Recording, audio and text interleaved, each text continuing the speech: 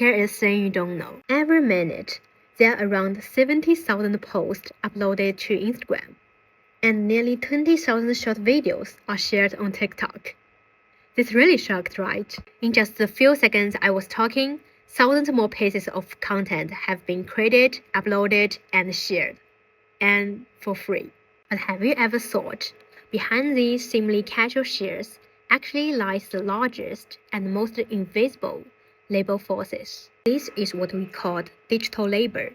It refers to the time, energy, and creativity that users invest into their digital platforms. However, most of the time, they are without any direct financial return. However, this kind of labor actually has different performance. Some people, they just casually scroll through TikTok, give a like, or maybe share a photo once in a while.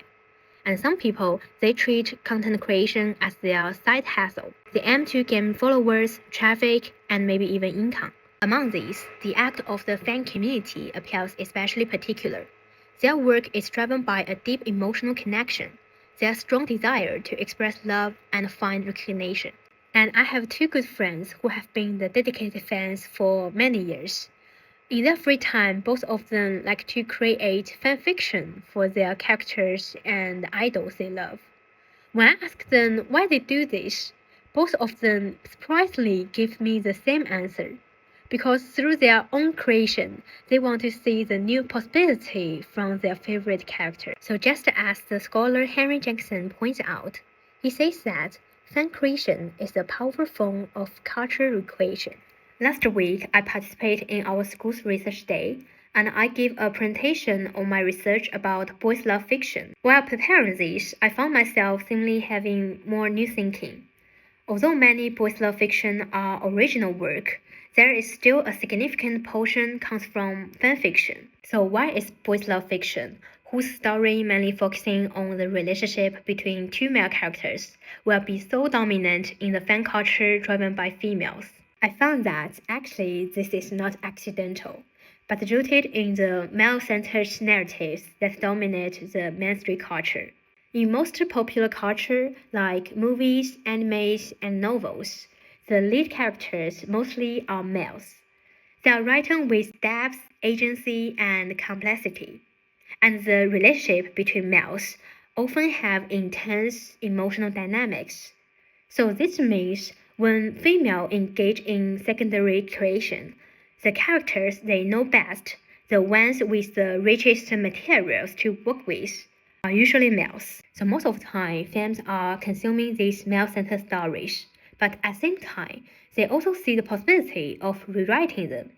So behind the prosperity of boys' love fiction, it's not just about liking boys' love, but reflect a deeper reality, which is women under the male-centered culture are actually carving out spaces where they can reimagine their desires, emotions, and narratives in their own terms. Therefore, fan creation is not merely an imitation, but a self-expression with consciousness. As Jenkins emphasized, fans are not passive consumers controlled by corporations. Instead, they treat these mass culture products as raw materials for their personalized transformation. It's a form of cultural participation, and sometimes it's also a kind of quiet resistance. And because fans create their works for love, they often don't see their works as labor.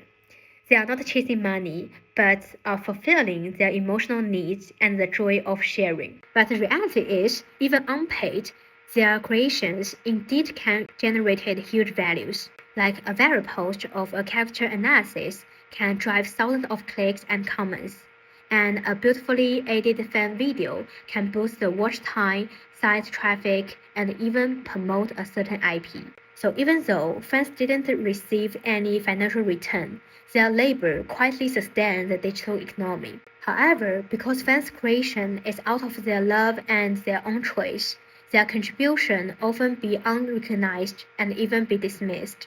So my main point here is that we should encourage more people to see and recognize the real value of fan creation and fan labor.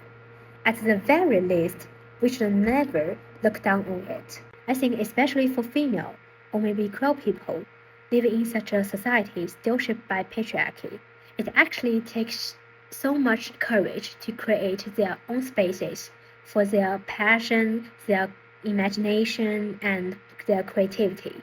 So if you are someone also creating something out of love and passion, please know your work has great value. Your work deserves recognition. You deserve even more than you thought.